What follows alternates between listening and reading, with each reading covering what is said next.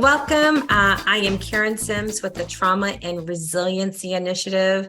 And I know this is a little unusual for us, but I am hosting our CU Tri Show on a Saturday, in part because I wanted to make sure that I accommodated our guest. So we have Christine and Mel Grantham from Real Life Families here. But before I get them to introduce themselves and to tell you a little bit about Real Life Families, I just wanted to remind everyone that the views and the opinions of our guests are their own. So, they're free to say something, and the show is made possible thanks to support that we have from the Champaign County Mental Health Board and other generous donations. Without further ado, I just want to put this show in context. So as I am out and about in communities, frequently parents and parenting comes up, is elevated. And while there's a lot of attention on children and their needs, particularly in this moment where there is, like respiratory viruses and COVID and gun violence and a lot of adversity, paying attention to parents and their needs also in this moment seems really important. Mm-hmm. And I know we came off of the Thanksgiving holiday, and I've, been in conversations with parents about their level of stress and overwhelmed as they move into the winter holiday, Christmas, Hanukkah, all of those celebrations. And I am been so impressed with Christine and Real Life Families and in their journey through the Learning Collaborative, that I thought making sure that people knew about what a resource it was, but also about its structure, its belief, its philosophy might just be inspiring and elevating to people out in the audience. So thank you. And we also are streaming on Facebook Live. So if you have questions or comments, please include those in the chats, and I'll try to look for them and go to them. So thank you. Welcome. So I can let you introduce yourself after I've done the spiel. I should have given you the heads up. That's okay. I'm just happy to be here, and I can talk about parenting all day and just that need to support parents. I didn't start Real Life Families because I knew what I was doing as a parent. I started it because I had no idea what I was doing, and I felt like I was failing every day, and I couldn't believe that there wasn't more support out there that was just free. I mean, there's like 1,000 million things online that's just overwhelming, and but I just wanted to make things for parents that were practical, that could reach a broad audience, and especially could be community-based, and build relationships and really kind of meet parents right where they are. So that's our focus. That's our mission. We want to strengthen families and promote healthy parent-child relationships by supporting the parent. Love it. And I know we're going to get down into the weeds about what's unique about your model as being a sort of a strength-based coaching, mentoring, and support model. And I believe from my experience, that's just such a unique perspective, because so often when we think about a parenting program, it's so deficit-based, and, and it's not a power with, it's a power over. And so I've just been so impressed by your work. But you also have a board member here, so that I am familiar with. So Mel, can you introduce yourself?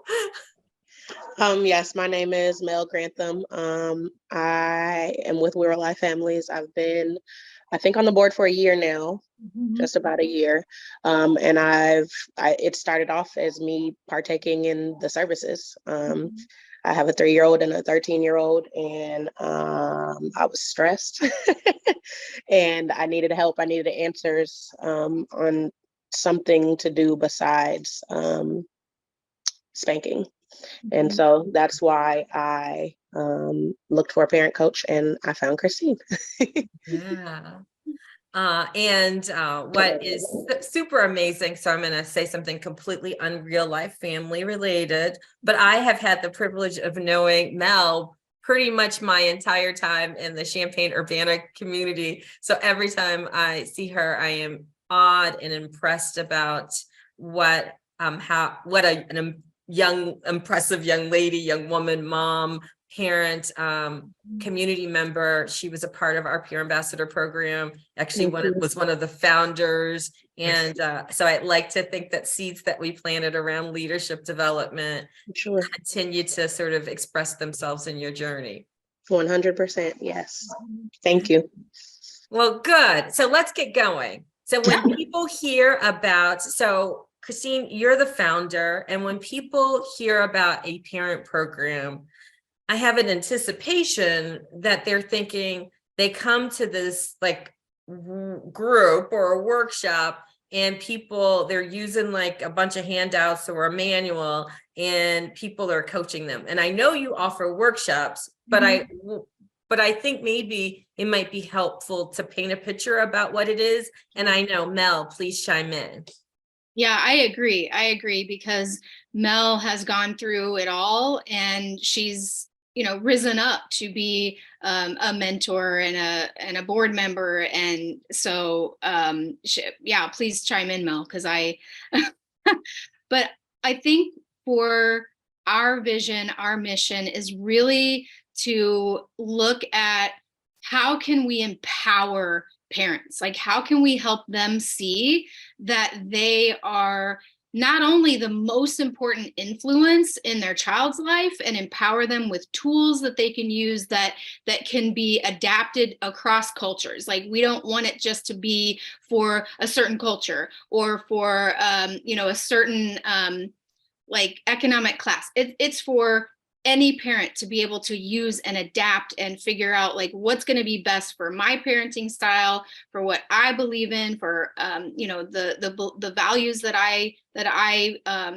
hold in my family, and then also what's going to work for each individual kid. And so we want every parent to have tools to be able to use and just feel empowered, to feel confident, to feel equipped, that they don't have to yell, they don't have to spank. Yes, we want parents to be an authority over their children because that's our role, but there's ways that they can teach, guide, and coach their children that's going to be healthier for that relationship, because that relationship is the most important thing in that child's life. It's where they're going to get their their self-esteem. It affects learning, it affects their friendships, their other relationships. And so the foundation really of all things is that parent-child relationship. And so that's our biggest vision, right? Is we want to equip parents and really help them to feel empowered. But the other side of that is that we want them to feel empowered enough and confident enough that they see themselves as mentors, whether it is in an official capacity through our organization, whether it's in a school district that we're working with, or whether it's just talking to a neighbor or a friend. We want them to view themselves as, I'm valuable, right? I'm valuable to the development of my child, but I'm valuable to be able to spread this information and tools to other parents. I mean, we want to create a movement where it's just a community priority to support parents, and everybody's talking about parenting, everybody's talking about child development, everybody's talking about how can we really love, support, and send off kids into this world who are responsible, respectful, who feel confident in themselves, who love other people. And so when we think about when we think about just violence, when we think about mental illness, when we think about all of the other things that, addiction, things that are going on in our community, parents are the first line of defense against that. Mm-hmm. And so we have to focus on parents. And so that's our passion, that's our mission. And we get to meet parents like Mel and, help them to see just how valuable and important they are in their family, and to help other parents too.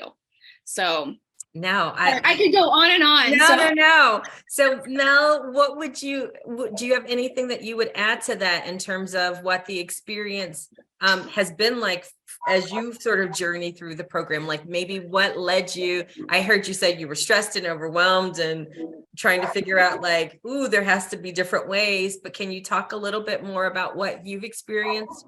So my experience is, I guess, a little bit different. I was in different stages with my kids. And so it was all, one, I didn't know what to do in either stage. And two, I didn't know how to like address them both at the same time. It's almost like sometimes I feel like I can only be one parent at a time. You know what I mean? And so I feel like what led me there was I was actually venting to one of my friends about it, about all the parts about like parenting that the public and social media make us feel ashamed to talk about. Like we were talking the other day, like, do you even like being a parent? You know what I mean? Like there's a difference between like loving your kids and actually enjoying being a parent. And half of us were like, no. You know what I mean? That doesn't mean that we're not doing our best or doing good at it or anything like that. And so it's like little stuff like that that I'm like, okay, I need some sort of outlet. I also had just moved to North Carolina, so I didn't have my support system that I had here in Champaign. And I had taken on 3 other kids that were not mine. And so it was confusing because it was like, okay, it's me, my boyfriend, he has 3 kids, I have 2, 6, 11, 12, and 13. Yeah, it was a mess. Okay, we're all, my heart breaks for Right. you. And so Just then I'm hearing like, about I it, have right? to parent someone else's kids differently as well Yeah. than I parent my kids. Yeah. I can't, like, obviously I can't discipline them the same way because I have to take into consideration their way of parenting. So anyways, long story short, I was very lost. And I was venting to one of my friends about like, you know, just parenting in general and how lost I was. And she was telling me that she had a parent coach, and she was going through Real Life Families. And so I went and looked on the website. Initially I was like, I don't know, you know, because one, reaching out for help, like I feel like in our culture, reaching out for help is not a thing. It's looked at as a sign of weakness, and it's not, you know what I mean, but it's looked at differently. So and then my initial reaction was, she won't understand me, you know what I'm saying?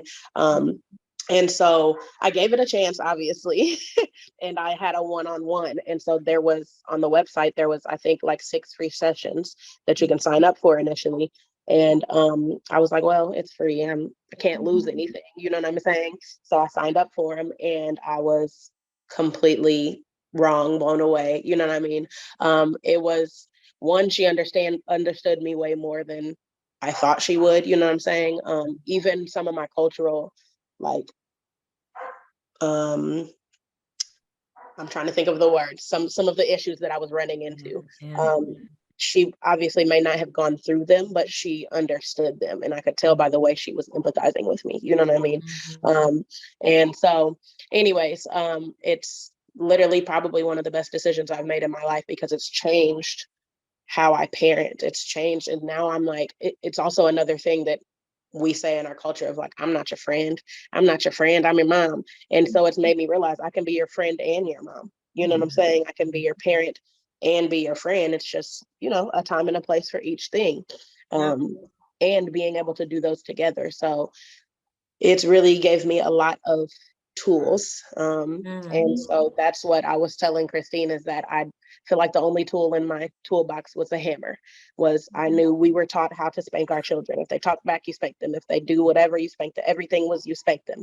And so I'm like, I want to have more tools than that, because I can see what that's that doing. you're running out of options, because like there's only so much, right? And then because you're like, okay, well, if every, you know, nail requires a hammer, then all of a sudden, when there are other things that are in the field, you're like, ooh, this doesn't work effectively. And every kid is different.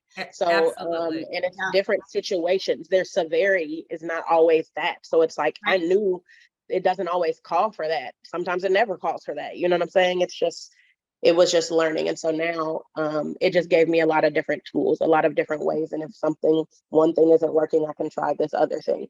So the one-on-ones, and then eventually I found out about the groups. There are Zoom groups. And so those helped me as well. Both. I did both of them. And then, of course, now I'm on the board and now we're just friends. So it worked itself out in more ways than one. Mm-hmm. So I will tell you, one of the things that I've been impressed with, and through your journey through the Learning Collaborative, is in the design. I think, Christine, you just intuitively embedded so many trauma-informed practices. Like, we get to something and we cover it and you're like, we already do it. But sort of that normalizing. I mean, if you go to their website, one of the first things you'll see is lots of diversity, but a statement that normalizes all of our experience. It says parenting is messy. And that I think already that kind of humanizes the experience, because sometimes I think if you don't feel like you can do it right or perfect, there's shame and guilt that gets in the way of connection and relationship and reaching out. So from there, you sort of say, and then your website is also filled with just like information about what to expect and what the process of parenting is. Because believe it or not, none of us came with like guidebooks and rule books. We had our lived experience, and maybe we read a couple books, but it's one thing to read theory. It's another thing to kind of like have the beings in front of you try to fit within that theory. Yes. And we're all just sort of trying to figure it out. But I think in my experience, and I'd love for you to speak about this, I think that the fact that we're all trying to figure it out gets so stigmatized and so pathologized. And if you don't know, and if you are really in the exploration and you have a multiplicity of feelings, sometimes we just don't humanize that. And I think that that's actually what stops parents from being as effective as they can be. I agree. Is that part of your thinking? Yeah, I mean, I feel that one of our mentors on our parent support team said it perfectly. She said that parenting is the only full-time job without a training program. And, if you go into any job, they're going to train you how to do it. But they just say, hey, good luck, see you later. And none of us knows what we're doing. And I think that that's what we try to do with Real Life Families, is that it's kind of, we're all in the same boat, but we don't talk about it. Nobody talks about that. No one actually taught any of us how to parent. We see it from our own parents, and sometimes that's effective parenting and sometimes it's not. We might see it from friends, and again, sometimes it's a good example and a good role models, sometimes it's not. And so we have to look at, what do kids need, and then how can we as parents give them what they need in a way that respects our authority and respects our child, because that is the healthiest style to parenting that we can give our kids. And with adaptations within cultures and all that stuff, like I talked about earlier, but in general, we know what kids need, and none of us is equipped to do it. None of us is trained to do it, even though it's a 24/7 job, and it doesn't end even when they turn 18, right? And so it's like, even though sometimes you're like, okay, mission accomplished. It almost doesn't make sense. It almost doesn't make sense. And actually, it makes me sad that we just throw parents out there. And then as a society, we're okay punishing parents if they don't do a good job. But then do we train them how to do it in the first place? No, we don't. And so I get really upset about that. And that's why we want to reach and empower as many parents as possible, because that's what's going to help with everything else in our community, getting to the heart of it, getting to the foundation of it. And really, it's just, how can we support parents more? How can we walk alongside them? Because that's what I like about our model too, with coaching, right? Because even within our online trainings and sessions, we like to look at it as coaching, right? We're just going to give you the tools, we're going to encourage you, and then you get to decide whether you want to use them and how you want to use them. It's not, oh, well, you should be doing this and how come you not doing that, right? It's just, here's the tools, and then you get to figure out how to do it. And with the one-on-one, it is just, what do you want to do? What are the issues? What are the struggles? And what do you want to accomplish? And then let's figure out a plan to get there. And then as a coach, we would walk alongside that person, right? And touch base and how are things going? And so they just feel like all of a sudden, oh, I have someone that I can text and say, oh my gosh, what do I do about this? You know, it's like you have someone that can be there for you, because it's not easy for any of us. And then you add all the other stress and strain that families carry, and then it makes it even more difficult and more necessary to have that extra support, right? So that's kind of the passion, is that we all struggle, even if we don't talk about it.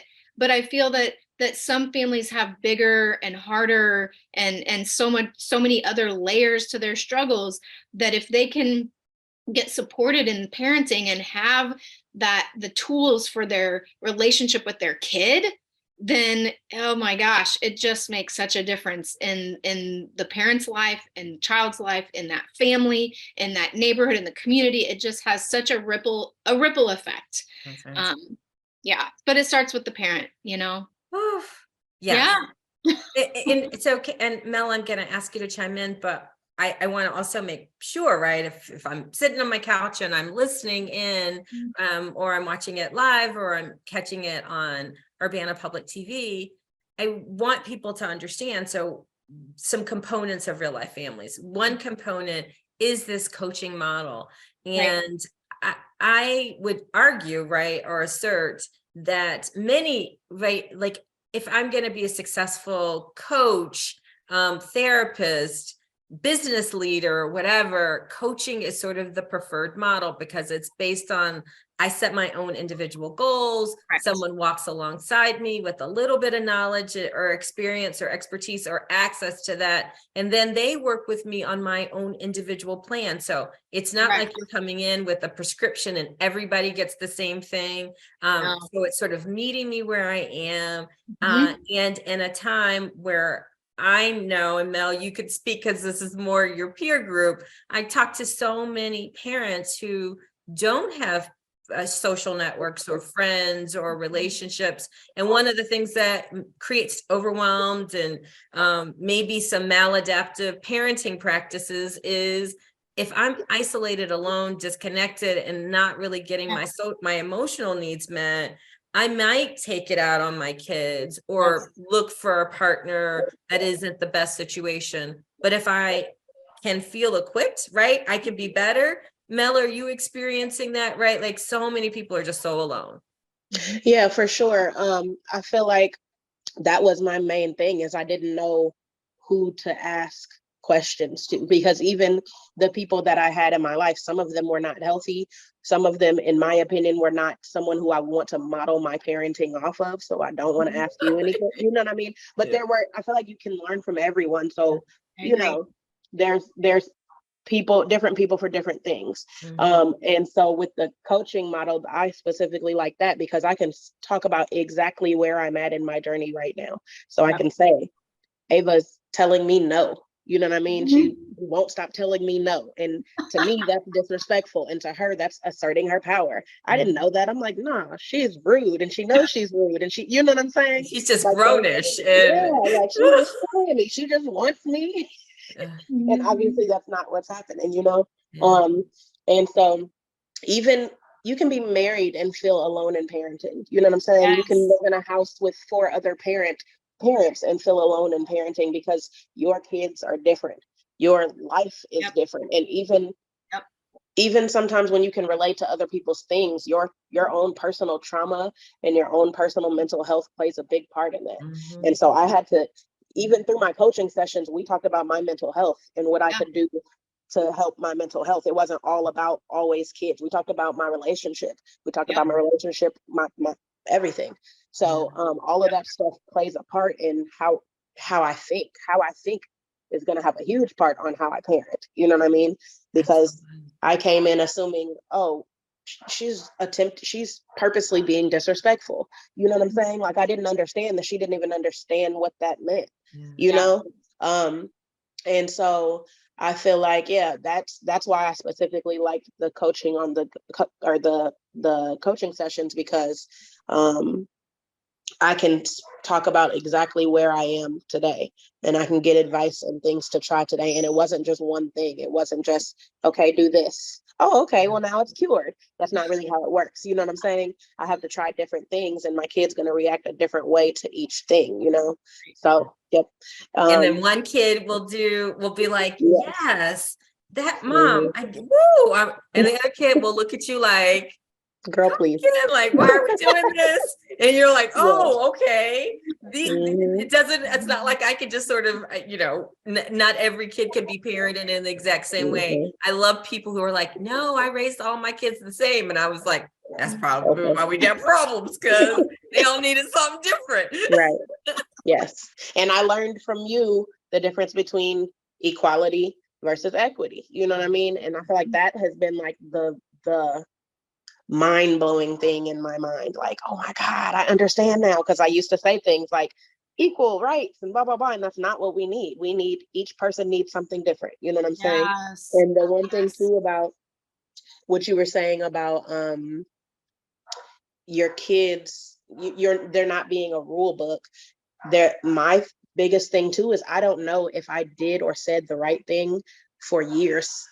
You know what I mean? Like, I might, in some situations, in most situations, you don't really know if you did it right or you did this, you get the outcome that you want for 20 years, not 18, because at 18, they're still children, they're still learning, they're still Yes. acting out and things like that. You know what I'm saying? It may be 25, 30 years before I figure out, oh, so you did get that. You know Yeah, what I'm saying? exactly. Or, oh, you did pick that up. And so it's like, the hardest thing for me about parenting is knowing, am I saying the right thing that's going to reach them, or am I doing the right thing? And I had to learn how to model it, because I was a do as I say, not as I do. You know what I'm Yes. saying? And Yes. so I had to learn that. And so, because I'm like, no, but my 3-year-old taught me that, because she'd be like, I'm going to whoop you. Like, or whatever, you know what I'm saying? Uh-huh. Whatever I Uh-huh. said, it was probably worse than that. Not to her, but it was probably worse than that. Something that I said, she would say it back, and I can't really be mad because I know exactly where she got it from, you know? And so, yeah, it's like, it's definitely, that's the hardest part to me, is not knowing if you said or did the right thing for Mhm. a very long time. Yeah. Yeah. Yeah. And that's what I teach. I know we talked about this a lot in our parenting group, our toddler parenting group, was just kind of that now and later parenting. Like, you do things now and you think, I don't know, like, this doesn't seem to be working, but you know that long-term goal is that we want our kids to trust us. And so if we want our kids to trust us and we want to be a safe place for our kids to go, then we need their emotions and their outbursts and their tantrums and everything when they're toddlers to be okay. Right, where they're safe. It's okay. You can tantrum in front of me. I'm a safe person for you, and I'm going to comfort you. And there might be other things I need to do, like walk away or put on headphones or whatever, because it's gonna, like, I'm gonna explode. But, we like to just at least let parents know, like, how can you create a safe place now so that your kids trust you later, so that the relationship is still respected later, right? And it's not that we're going to do everything right, and because we all make mistakes, but at least when parents have the tools, then they know that they have some options, and sometimes in the moment you might not choose the right thing, but like Mel and I've talked about before, and we teach other parents, is like, it's okay to go and say, I'm sorry, I just, that was not my best moment there. I was upset about this and this and all these other things were going on, but I shouldn't have talked to you that way. Like, can we rewind? Can we just rewind? Can we do it again where we both respect each other? And, so I think it's great to just let parents know too, that we, even as we're learning, even as we have tools, even if we go through the one-on-one coaching, or we attend the workshops, or we join a parenting group, even then we're going to make mistakes. And so it's okay to be like, I made a mistake and I'm really sorry. Can we try that again? Right. I mean, I do that all the time. And I'm 2 weeks away from my master's in psychology and child and adolescent development. And I still need to do rewinds where I was like, I didn't do that right. I completely blew it. I'm very sorry. And so I think it's good for parents to know that too. Like even with training, even with the coaching, and even with the support that we offer, it's still going to be hard, and you're still going to have moments because we're all human. But it's okay to try again, and and tell your kids that. So Absolutely. Go ahead, I, Mel. I think one of the biggest things too that I had to accept, that it was like, I think we worked for this for like a year on me accepting, is that I literally don't have power over my kids.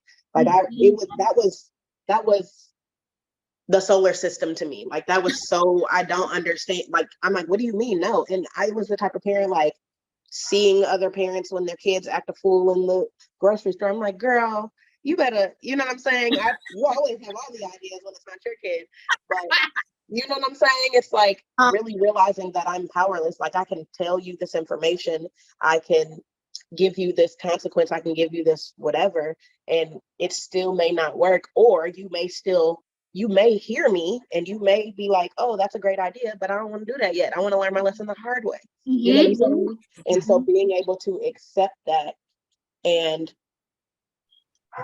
really stay calm and just let the process happen. Oh my God, that's so hard. Like letting the process happen, even if you know the outcome, you know what I'm saying, is very hard, but it's really brought a different, like, calm, like, peace to me. As long as I know you're not in legitimate, like, physical danger, you know what I'm saying? Like, it's definitely gotten a little bit easier with understanding that I don't have power over them. That you can't protect your kids from every single natural consequence. That sometimes natural consequences are part of it. Like there's one thing for me to say, stove hot, babe, stove hot. It's another thing when you touch the stove and you're like, oh, yes, that's hot. And there's some kids who you could be like, stove hot, and they're like, ooh, mommy said. There are other kids who are going to keep looking at you and be like, I don't know, I kind of want to go there.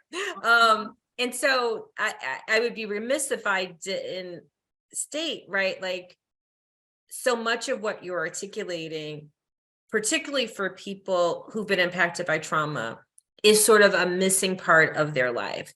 Because if you grew up in a family, for whatever reason, your parent couldn't, or and again, there are lots of legitimate reasons why our parents can't be emotionally available to us, where they maybe were working multiple jobs and couldn't be those mentor coaches. Maybe just whatever was happening in your neighborhood, there weren't a lot of role models. Maybe you were disconnected from grandparents, or maybe there was some real wounding. I mean, right, we know a good number, 1 in 4 kids have had some child welfare involvement, may have experienced some forms of abuse or neglect.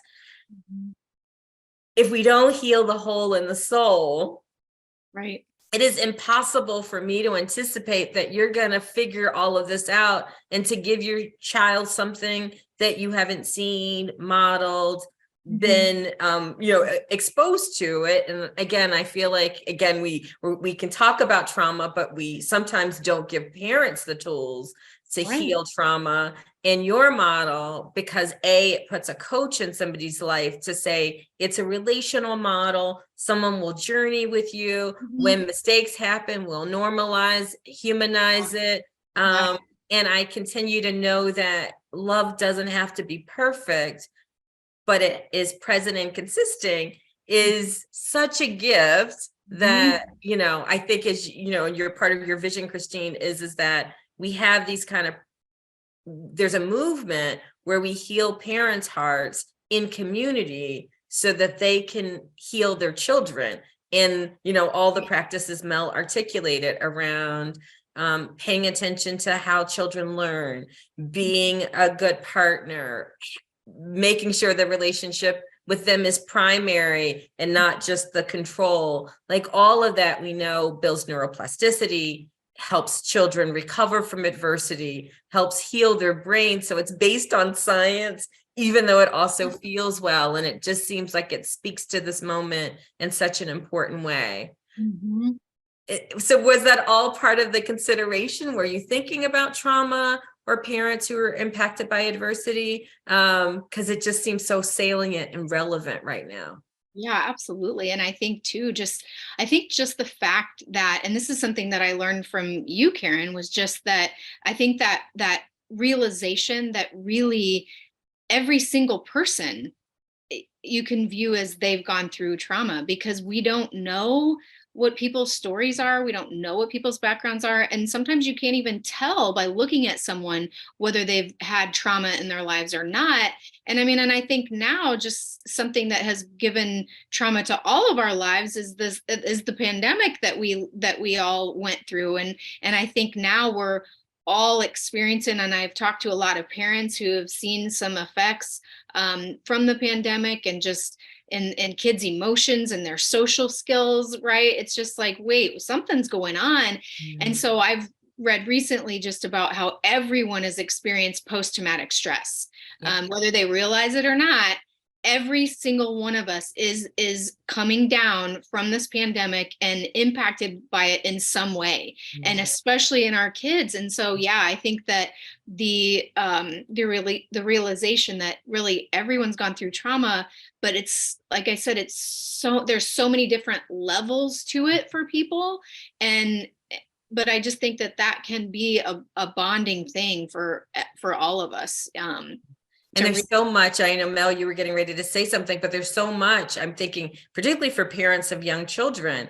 So there's still COVID, there's still flu, now there's RSV, and it must feel like I cannot catch a break. Like, and then you're balancing childcare and school changes and school openings and school closures and daycare closing. And you know, the hardest part about parenting is finding your own rhythm and knowing that you can have some of those built-in breaks. And now maybe I was talking to someone recently, you know, one of the things that COVID did was in some ways disconnect kids from grandparents, because kids were for a long time risk factors for grandparents, and you had to keep them separate. And we're like, all of the infrastructure and social safety nets that have fortified some families just must feel so fragmented in the back and forth.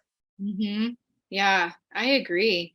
It's been a long road, and like you said, it just seems like there's just one thing after another, and so some families just get really hit hard. And I just think that the more that's why with our mentor model, right, like kind of the peer-to-peer support, I just feel that's kind of the important piece that we really like to focus on, is just how can we empower parents and their family, but empower parents to talk to the people that are in their circle of influence, can really help families that are near and dear to their hearts, that are going through similar experiences, you know, that are living similar lives.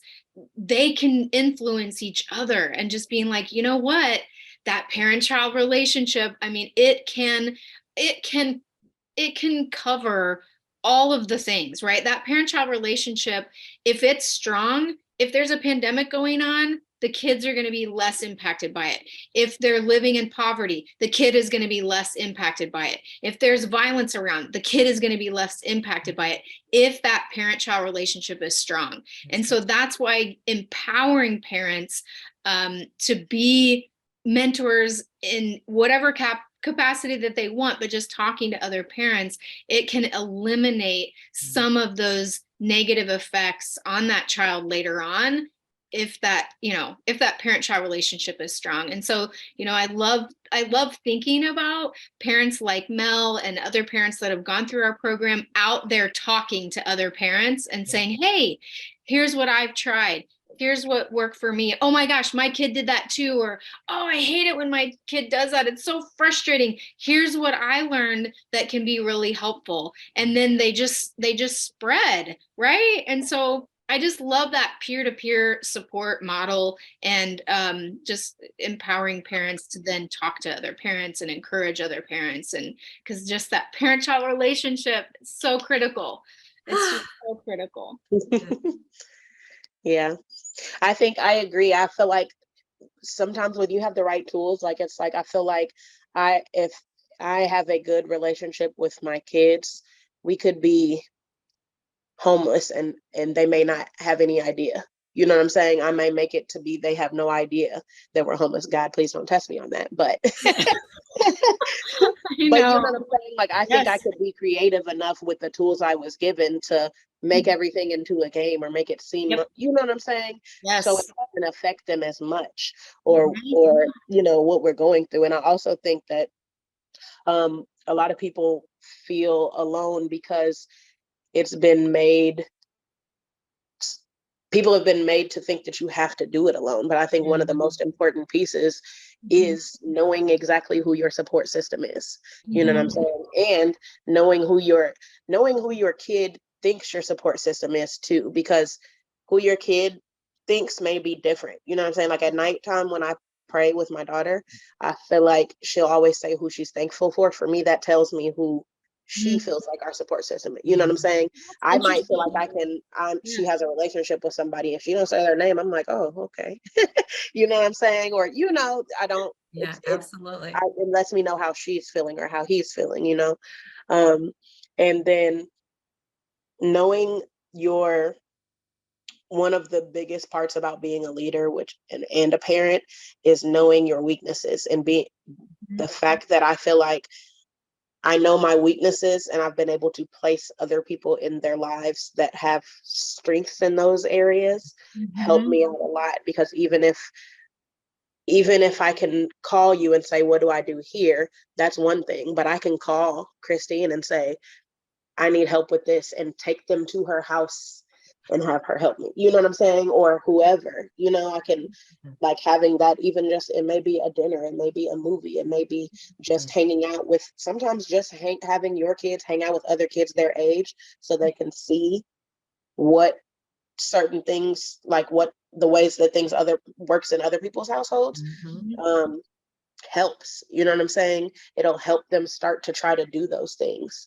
And so I think that's an important piece too, is putting other positive role models in your kids' lives so that they know, okay, yeah, my mom has very low patience, but if I want to play this game, I can go to this person, or I can go, you know what I'm saying? Or if I want to, if somebody's okay with me playing with all my loud toys and yelling, I can go over here. Or, you know what I'm Yeah, saying? Like there's absolutely. different things. Those are mild examples, but you know, No, no, no, all true, right? Because it takes Yeah. a village yes, and your model is competency based because you're saying we all have skills, gifts, and challenges, right? Talents.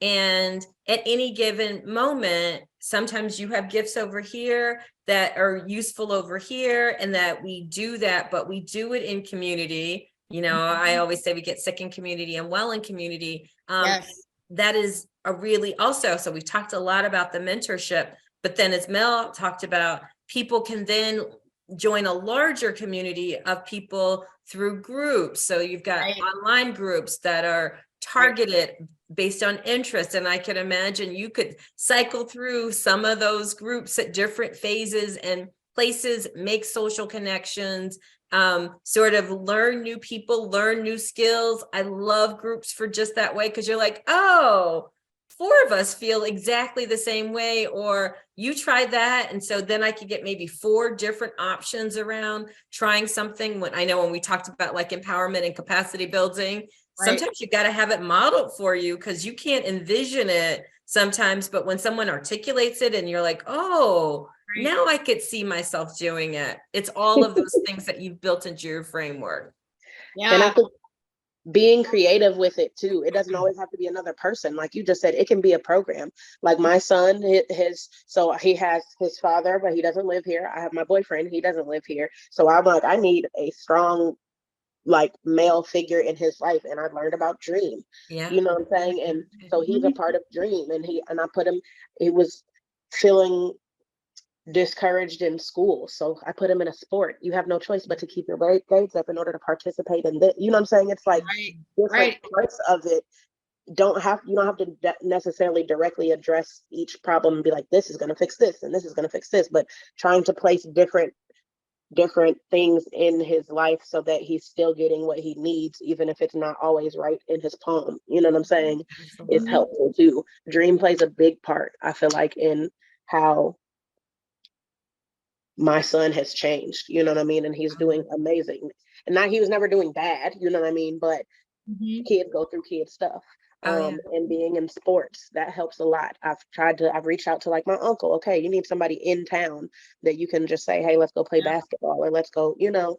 So Mhm. trying to like outsource, and it doesn't always have to be someone in your support system. And you can also build a new support system, but it can be taking advantage of an after school program and meeting the people there and pull it. It's okay too to pull somebody aside, like, hey, can you like build a closer relationship with him or whatever? You know what I mean? If all of those things are still you being a good parent, it doesn't always have to come directly from you to them. But there's a lot of things. I'm not a man. There's plenty of things that I cannot teach him. And unfortunately, we don't live where his father lives. So he can teach him, but not as It's just a hands-on as he different would kind of be. relation. Yeah. Yeah. Right. So Right. being able to mold that, and hopefully and he can build that with other people, and it's not lacking. I'm not doing anything wrong and his dad's not doing anything wrong, but he's still getting what he needs. You know what I mean? Mhm. Mhm. Wow. Oh, sounds like great lessons. So I want to make sure I leave room for you to talk to parents, right, more directly, like if you have a closing message. However, I'm about to open the learning collaborative process up again for new people. And I know you got a chance to spend time with us. Can you talk about how maybe the learning collaborative process has been useful, what it's been like for a few minutes? Again, I want to make sure I leave messages, time for people at the very end, but talk about the learning collaborative process for you and your organization.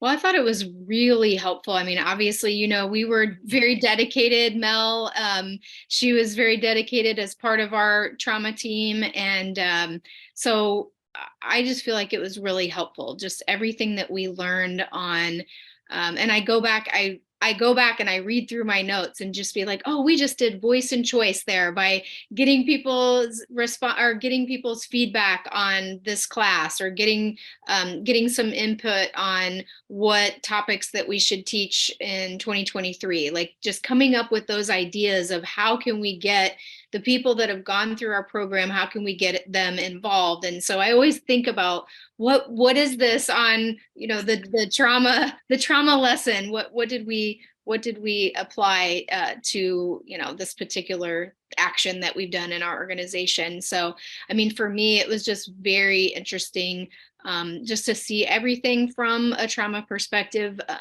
mean, I had my share of trauma growing up. My mom had a lot of trauma growing up. And so it was just really eye-opening, very impactful, and certainly things that we've been able to take into what we've already done, but just add to it and have more intention behind it. You know what I mean? Where it was more, before it was like, yeah, this is what we're doing, but then it just had more meaning. It was like, oh, I didn't realize that this is something that is a trauma informed action, right? And so I think that was really helpful too, to be able to see what we're already doing, make changes, add things based on what we've learned, and be able to give it a label of Yeah. this is what this is, and this is what's helpful, and this is what's going to appeal to every parent. We don't want to just have one type of parent that's coming in our organization getting help. We want parents to feel like this is a safe place. I'm a mom of 3 myself, and I struggle and need support and learn ideas all the time. Like sometimes now I'll text Mel and say, Mel, you know, can you pray about this? Or can you help me with this? Or, what's your advice on that? And so and that's kind of the message that I want to send too, is that we can all learn from each other. You know, everyone has something to learn, and everyone has something to teach. I mean, I just feel like everyone has value in so many different ways, and that's why I just want parents to talk about parenting and learn from each other. And we as an organization want to create an environment where it's not just we're the experts, you know, it's like we're all learning, and I want to learn from you as much as you come and learn from me. So it's just that kind of setup, and I just appreciate every person and what they bring to the table, and I view them as, what can I learn from you? And you know, Absolutely. No, yeah. and I want to say, when I think about the learning collaboratives, one of the things that was most impactful to me was when you shared, we talk about a principle and you guys would be like, we're doing it, or we thought about doing it. And Yeah. I think that that also helped other people in the, you know, who would show up to like hear like, oh, it's not just hypothetical, or Right. we can get there, we can do it, we can apply it. And so it was sort of nice also in community to see how you would tag team off of each other and sort of share and pick each other's brains. So I think, you know, I'm looking forward to seeing your into the time assessment, because I can imagine it's going to be so different in terms of people's understanding, just having kind of ear hustled and watch you grow and evolve through the process, or not necessarily grow, just apply, because Well, and you that's had what all we of the learned. knowledge there. And that's what we learned too, Karen, is just areas that we need to grow and be more aware of, right? And so I think it was good, and that's what I always tell parents when they come to the workshops or, you know, go through coaching, is that they're going to learn, hey, cool, I'm already doing that, right? So that was what we learned in the learning collaborative too, was just, hey, cool, we're already doing that. But then, just as in a parenting workshop or in a training or whatever, we hope that you learn something new. And we did learn new things. We were like, oh, okay, we don't do this, we don't do that, we need to think about that, we need to think about this. And so I think it confirmed what we're already doing, but it also gave us things that we need to work on as we grow and as we add more programs and as we continue to work with more parents. And so that was helpful. And, you know, that's what I always wish on every parent that comes through our trainings, is we want to encourage you on what you're already doing, and then give you tools for things that might help you do things more effectively, or, you know, just make you and your relationship with your child even better than it already is. So that's kind of what I took from it too, is like, oh, we had a lot to learn too. So Mel, do you have any thoughts? And then we'll shift gears.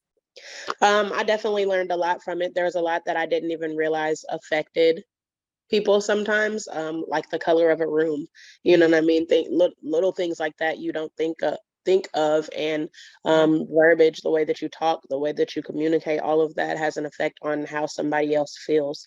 And so my biggest thing was learning equality versus equity, and learning how to make my clients or parents or children or whoever feel safe, and what all goes into someone feeling safe.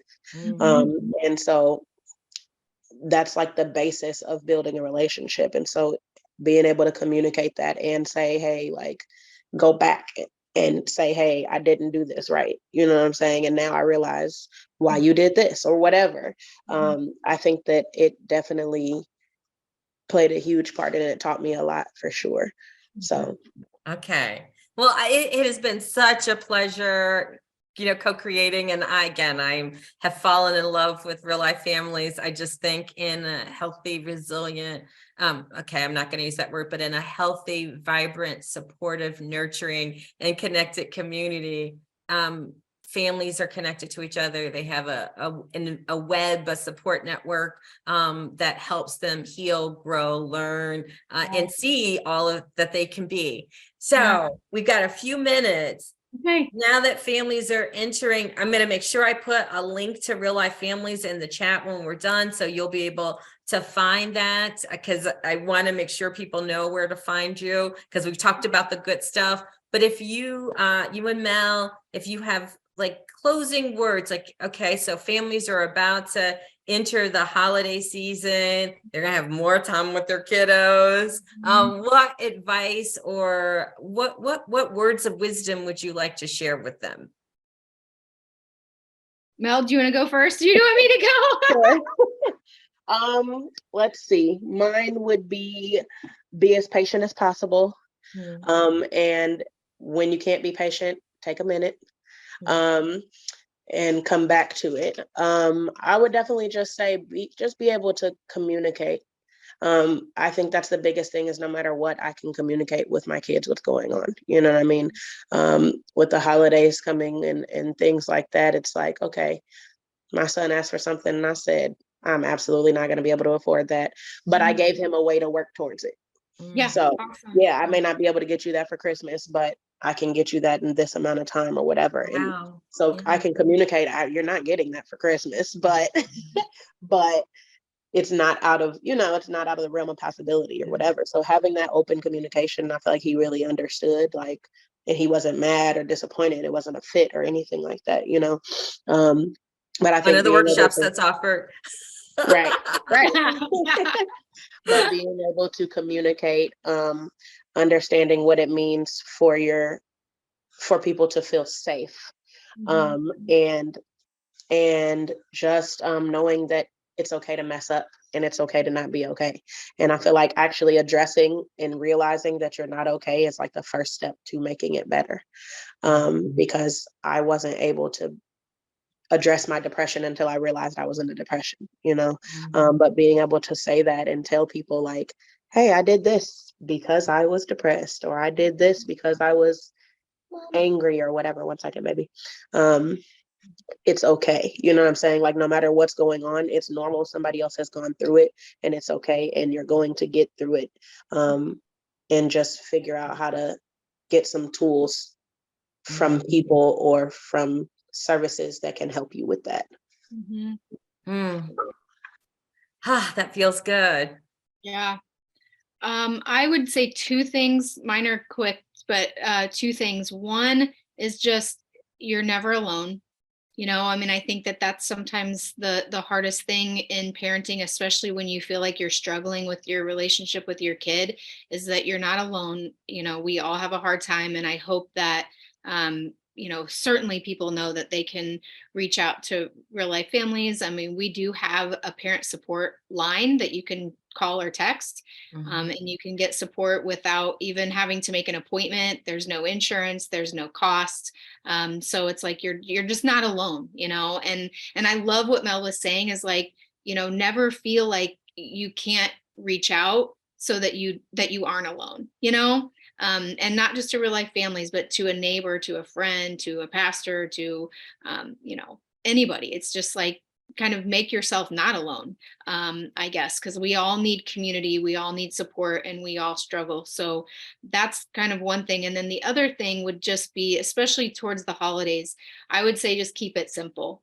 Like, kids don't need all the things, but they, if you hug them, love them, tickle them, read to them, so I think we just want to kind of take pressure off of getting like big things and, lots of presents. It's like, what?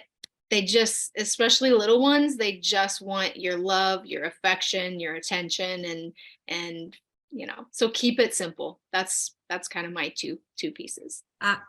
Mel wants to say, Sorry. go ahead. I was going to say one last thing. What you said actually just made me think is, it's okay to reach out to your kids too, to say to your kids, I need help. I'm really angry today, and I notice I've been lashing out a lot at you. What do you think I should do, or whatever? You know what I'm saying? It's okay to like ask your kid for suggestions, because they are humans too, and they kind of know things that will help them. So that just reminded me of that. That's all. I love it, especially for teens, right? Woo, absolutely. And because that's the mentoring and modeling the skills.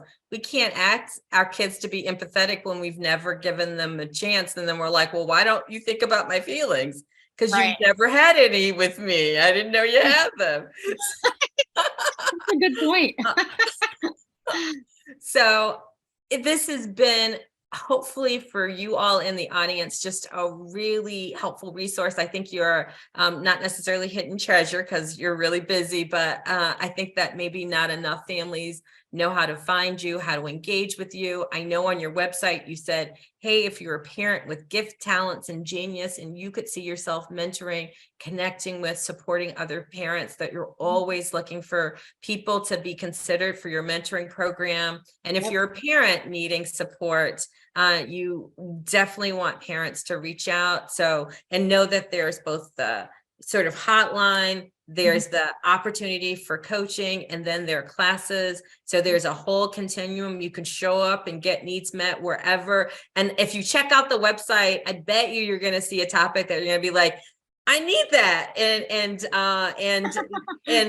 the descriptions are so helpful. Know that at any moment, any of us, and I can't think of a single person that I know that, who hasn't at some time needed to sort of lean in. And my takeaway from this conversation that I loved the reminder, Mel, is that the best gift that we can give our children is roots and wings. And if we stop trying to control them, and that there's so much possibility, so much potential. And when we sort of over control, restrict, or we just sort of let them do anything where we don't give them roots, we end up with problems either way. And so lean in, seek advice, and know that they're phenomenal resources like Real Life Families.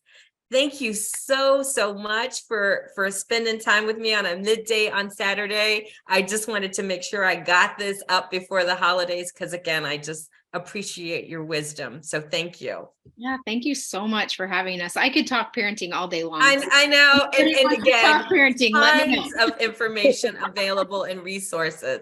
And even if you just wanted to pick brains, I'm sure that there's somebody, one of the parent mentors could, hey, I'm really curious about X, Y, and Z. I know that they're just incredibly responsive. So thank you. Thank you.